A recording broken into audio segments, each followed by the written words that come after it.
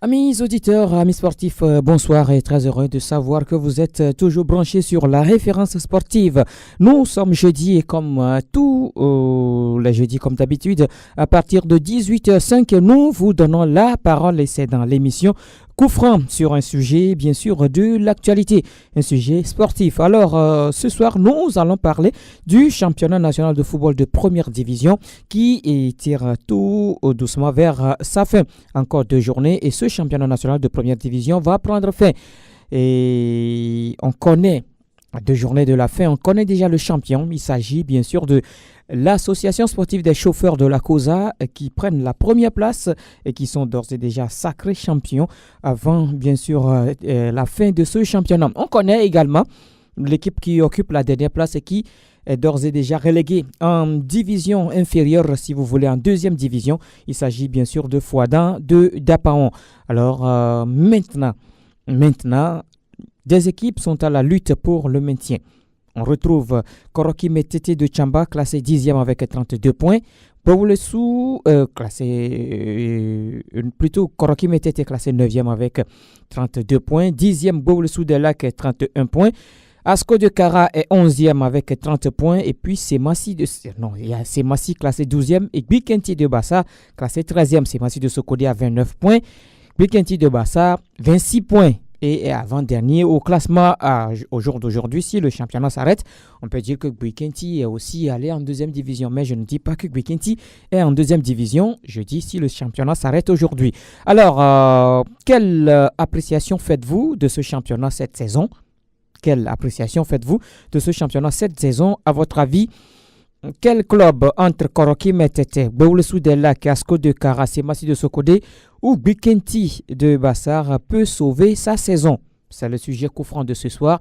Quel club entre ces différentes équipes que je viens de citer, à votre avis, et quel club entre Koroki Metete, Bowlesou de Lac, Asco de Kara, Semassi de Sokode ou Bikenti de Bassar peut encore sauver sa saison? C'est le sujet coup franc de ce soir. Une émission mise en onde par Gildas Caboret.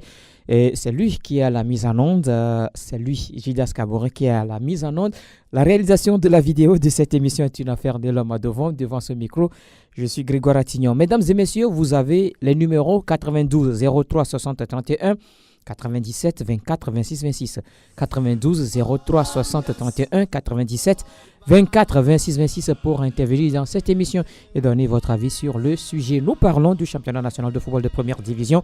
Encore 2 journées et le championnat national de première division va prendre fin. Déjà, ASK est sacré champion du Togo avant terme et Fouadan de Dapaon relégué en deuxième division. Quelle appréciation faites-vous de ce championnat cette saison? À votre avis, quel club entre Koroki Metete, Bowlesou de Lac, Asco de Kara, Semassi de Sokode ou encore Bikenti de Bassa peut sauver sa saison? Nous avons notre premier auditeur. Jidas, il y a quoi? Nous avons notre premier auditeur en ligne. Allô? Oui, bonsoir, mon frère Grégoire. Algor. Oui. Comment tu vas? Je vais bien, merci. Et toi? On rend grâce. D'accord. Bon, tu ne veux toujours pas intégrer ma rubrique coup de gueule, coup de cœur.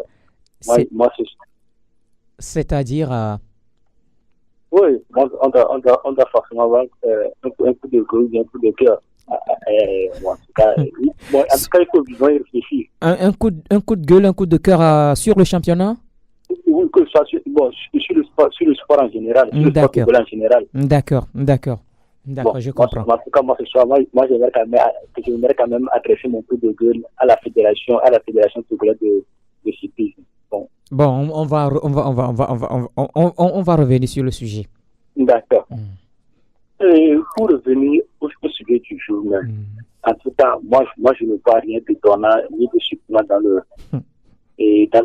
classement de l'alpha et l'oméga du championnat en ce moment. Je vais parler de l'AFK et de Fouadan de Dapaon. Et ces deux classements ne sont que la résultante du travail fourni par ces deux clubs. Je dirais, et ça va faire trois saisons de suite. Parce que l'AFK, on a vu sa progression en 2-2. On a vu ce que le club a fait la saison dernière. Et cette saison, moi je me dis que cette saison n'est que le couronnement du travail fourni par et les dirigeants et le staff technique et les joueurs de ce club. Donc aujourd'hui, moi, je ne suis quand même pas de surprise du fait que ce club soit aujourd'hui champion du Togo. Et par la suite, j'aimerais quand même saluer le travail effectué par le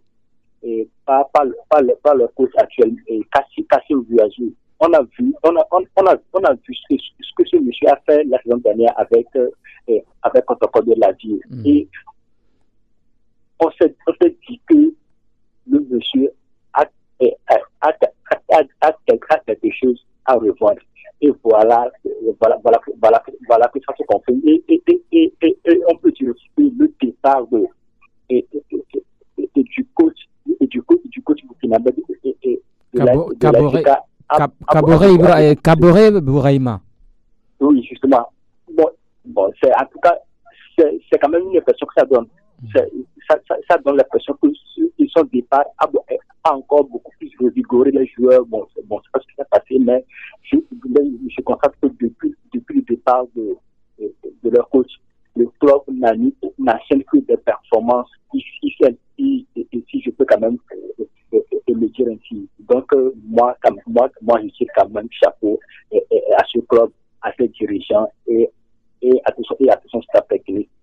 Pour Poitin, moi, je ne vais pas trop épiloguer là-dessus, parce que comme je l'ai dit précédemment, ce n'est que la résultante du travail fourni sur cette fois dernière saison, parce que ce n'est quand même pas une surprise, parce que nous savons tous que le club Poitin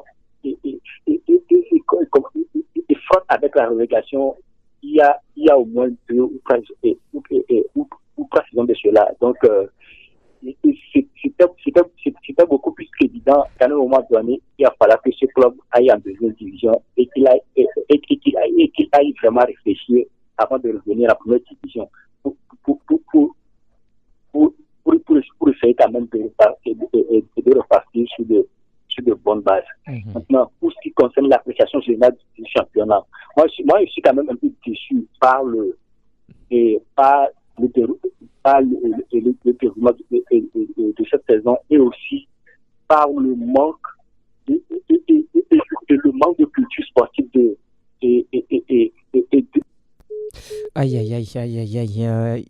nous sommes coupés et Delgor, sans doute qu'il va nous revenir pour terminer son analyse. Il faisait donc une analyse sur le championnat.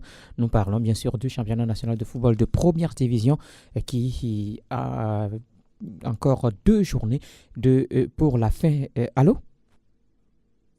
Allô Gidas, il est là? Allô, bonsoir. Bonsoir, monsieur. Oui, c'est Mohamed. Mohamed, vous nous appelez d'où? J'appelle de Lomé. Je vous écoute, Mohamed. Bon, c'est pour dire que si aujourd'hui, par rapport à Foda, c'est tout à fait normal, vu comment ils ont subi la sanction. Et au niveau de Bikiti, oui. Moi, je ne sais pas un souhait pour moi, mais c'est sûr que Bikiti va tomber sur la deuxième division. Parce qu'on ne récolte que ce qu'on sème. Comme ça, ils vont retourner et ils vont bien se préparer, savoir que le football, ce n'est pas la guerre. C'est ça, c'est ce que j'ai à dire. D'accord, merci beaucoup. Merci plutôt à vous, Mohamed. Merci pour votre intervention. 92 03 60 31 97 24 26 26. Encore 2 journées. Le championnat national de football de première division va prendre fin. Un autre auditeur se signale. Allô? Je reviens pour tenir mon analyse. Oui. Comme je le disais, moi je suis quand même désolé de ce que comment est-ce qu'on appelle, certains coachs nous ont appuyé tout au long de cette saison. Et leur manque de culture tactique et sportive. J'aimerais faire référence à leur déclaration d'avant et d'après match. Bon, je pense que je ne vous apprends quand même rien. Et ça, c'est quand même désolant pour ces jeunes entraîneurs qui aspirent quand même à renverser la génération passée. Parce que là, je dis qu'ils ont quand même encore du chemin à faire et pour pouvoir se faire une place une place au soleil dans le football togolais. Donc, pour les surcoupes qui luttent aujourd'hui contre la relégation, moi j'aimerais dire la même chose. Il ne faut pas que certaines personnes se disent que certains clubs au Togo ne peuvent pas eux jouer la deuxième division. Dans les grands championnats, même dans les grands championnats en Europe, on voit des clubs multiples, de grands clubs qui vont jouer en division inférieure et qui deviennent en première division et font faire preuve. En France, on peut parler du cas Monaco. En Italie, on a même vu la vieille dame, la Juve, même si c'était pas les résultats sur le terrain qui ont poussé la Juve en deuxième division. Toujours est-il que la Juve a joué la deuxième division et elle a remonté en première division. Et on voit depuis l'Olympique de Marseille a joué la deuxième division. Pardon? L'Olympique de Marseille. Justement. Donc, c'est pour dire que n'importe quel club peut jouer en division inférieure et que tout le monde doit se mettre ça dans la tête parce qu'il ne reste 2 journées. Et nous sommes au Togo, nous suivons bien ce qui se passe dans le championnat. Et quand la situation devient ainsi critique, on sait ce que les gens essaient de faire pour quand même se maintenir en première division. C'est lieu de lancer quand même un appel à la fédération, au bureau exécutif et de la fédération et aux membres de toutes les commissions d'avoir un regard beaucoup plus attentif et d'être beaucoup plus rigoureux dans le suivi des 2 dernières journées et de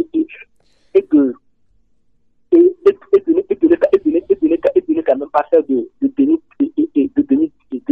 les jeux dans les prises de décision. Maintenant, oui, allez-y, il y a un auditeur derrière vous là. Allez-y rapidement. Donc parmi ces 5 clubs, moi je vois beaucoup plus qui aller jouer en deuxième division parce que je ne t'apprends rien en vous disant que le club qui a failli jouer la deuxième division, ce fameux match qui va demeurer historique entre Maranta 11-0. Donc je pense que c'est beaucoup qui est beaucoup plus à jouer à deux divisions que les 4 autres. Merci beaucoup Algor pour cette intervention. L'auditeur est là, Gildas, non il est parti. Sans doute qu'il va nous... Bonjour M. Grégoire. Bonjour, Tchafidel. Comment tu vas? Je vais bien chez vous. Oui, ça va. D'accord, je vous écoute, Tchafidel.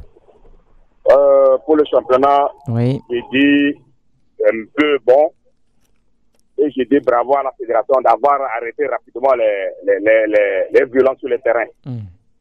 Vers 6e jusqu'à 15e journée, il y avait beaucoup de violences sur le terrain et automatiquement la fédération a arrêté ça. C'est ça qui a fait que maintenant, bon championnat. C'est pour dire que le championnat togolais est bien parti totalement. Bon, j'ai dit non, parce que vers les fins des championnats, les 2 jours qui restent, les 2 journées qui restent, voilà qu'il y a d'autres équipes qui veulent favoriser d'autres équipes pour qu'ils se maintiennent. Ils vont se laisser battre après leur calcul. Je demande à la fédération de revoir ça parce que si on fait ça, c'est pas bien. Et de 2, depuis que le championnat a commencé, tu vois que si tu n'as pas un cadre à la fédération et qui a l'équipe, c'est-à-dire que tu n'es pas protégé par les arbitres. C'est vrai. Je veux dire par là que les patrons qui sont à la fédération, qui ont des équipes de première division, sont toujours favorisés par les arbitres. Vous avez la preuve de ce que vous dites, Tchafidel? Oui, ça va, j'ai des preuves. Ah, d'accord. Voilà, j'ai des preuves parce que les patrons qui sont à la fédération et ils ont des équipes sont favorisés par les arbitres. Parce que j'ai vu le match entre ACK et Astogopor Akara et vu ce que le président de ACK a parlé, ça veut dire qu'il était conscient de ce que l'arbitre a fait sur le terrain. D'accord. Donc il faut que l'année prochaine, pourquoi cela ne se passe plus.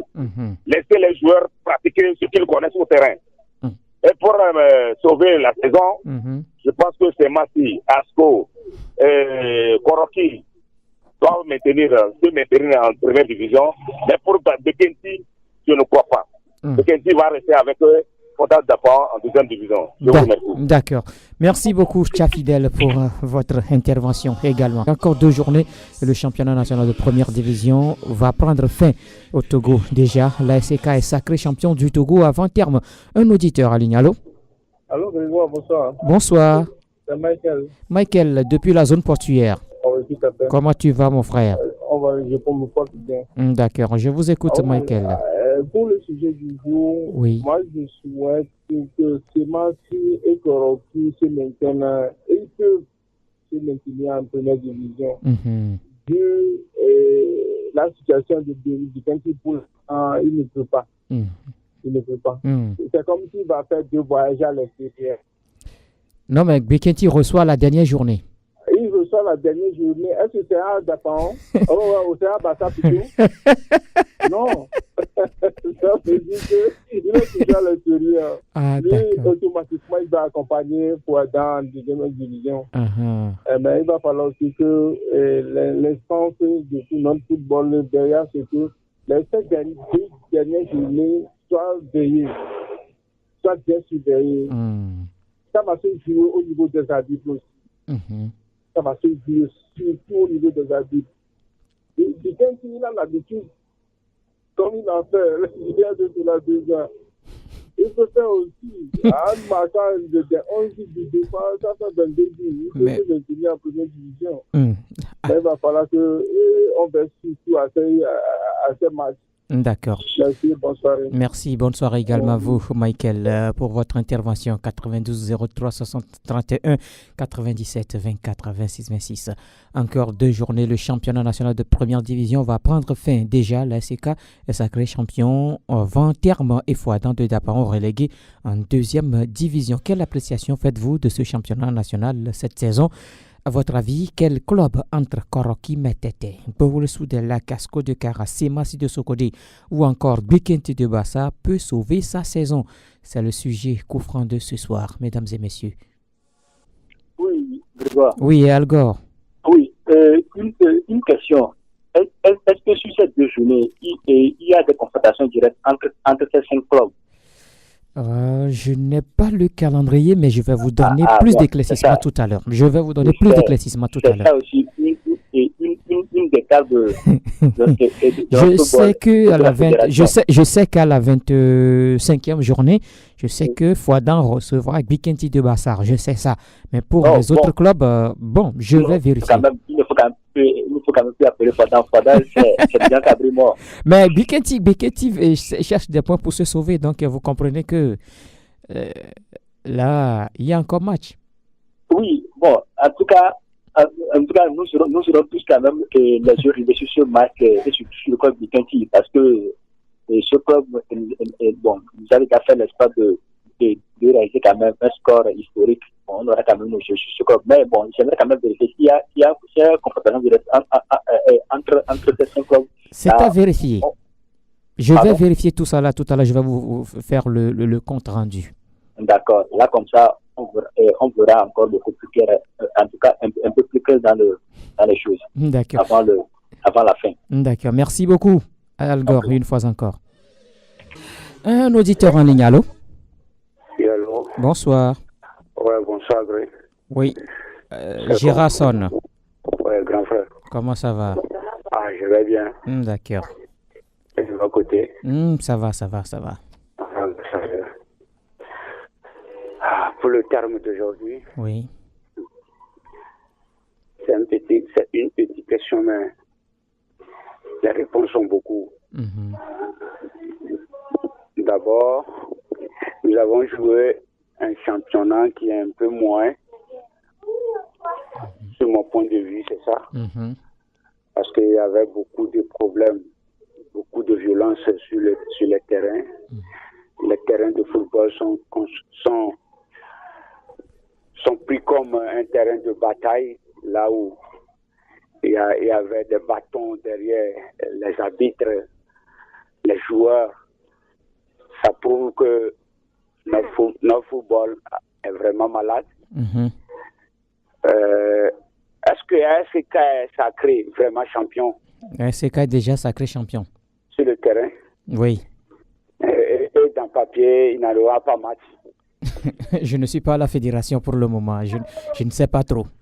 Et c'est ça qui me fait vraiment très mal. Parce que si tu es sacré champion, en même temps que le point est donné à toi, tu sais en même temps que tu es sacré champion. Mm-hmm. Pourquoi après au Togo, on dit que on a joué deuxième journée ou bien troisième journée, il y a eu un incident, là on te récupère les points pour donner à l'équipe adverse. Vraiment, je suis vraiment inquiet pour ASK. Vraiment, il est sacré champion, je le sais. Vous regardez deuxième division, c'est Agua qui est sacré champion, non? Ou bien? Oui. Sur le terrain, mais dans papier, c'est Unisport. Vraiment, mon Togo. Je sais pas D'accord. Je vais donner à ces championnats. Ok. Courage à nos joueurs, c'est tout ce que je peux dire. Et donc, c'est leur carrière qui est mise en jeu. Les présidents de fédération ou bien les présidents de commission, ils n'ont plus rien à prouver sur le périmètre vert. Ce sont les joueurs. Moi, je suis vraiment inquiet pour eux. Il faut que la main de Dieu soit avec eux. Et puis, on va voir ce que ça va donner à la fin. Merci beaucoup. Je veux que Boyosou soit sauvé parce qu'il a passé beaucoup d'années en deuxième division. Il a beaucoup souffert avant de monter. Il est redescendu en même temps. Et ça ne serait pas bon pour le peuple de Jean-Pierre Tata Agbe. Donc, d'accord. Merci beaucoup. Merci plutôt à vous, Gérasson. Bonne soirée. 92 03 60 31 97 24 26 26. Championnat national de football de première division, encore 2 journées et ce sera la fin. Déjà, l'ASK est sacré et champion du Togo avant terme et Fouadan de Dapaon, déjà relégué en deuxième division. Quelle appréciation faites-vous de ce championnat cette saison? À votre avis, quel club entre Koroki, Gowlesou, Asko, c'est Massif ou encore Bikenti peut sauver sa saison? Non, un auditeur en ligne, allô? Allô? Oui, bonsoir. Bonsoir mon frère. Monsieur Robert Agodan. Oui. Comment vous? Bien, chez vous? C'est bien mon frère. C'est bien, nous venons atteindre un championnat. Oui. Et moi je vais dire que c'est un championnat passable. Vu tout ce qui s'est passé tout au long de ce championnat. Oui. Je dis chapeau à FK, qui est déjà facile. Oui. En tant que natif de la préfecture des Lacs, j'aimerais bien voir mon club se maintenir sa saison et rester en première division pour la prochaine année. Bowlesou doit se maintenir.